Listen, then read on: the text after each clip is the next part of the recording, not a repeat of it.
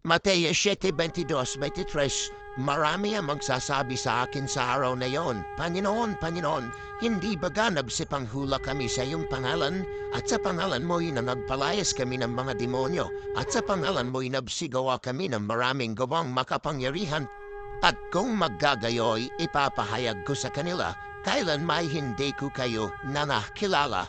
Magsilayo kayo sa akin kayong manggagawa ng katampalasanan.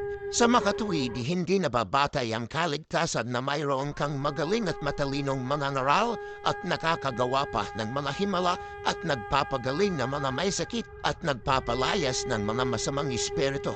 Kung hindi ka naman na nakikilala o nakikilala ng Panginoon, ay walang saysayang relihiyon mo. Kaya't ating suriin ng Biblia kung anong relihiyon ang mga nakikilala o kinikilala ng Panginoon. Juan 10:27, dinirinig ng aking mga tupa ang aking tinig at sila'y aking nakikilala at sila'y nagsisisunod sa akin. Amen. Sa makatuwid, ang tanging relihiyon na nakikilala ng Panginoon ay ang mga tupa lamang ni Jesucristo na napapaloob ng kawan ng Diyos.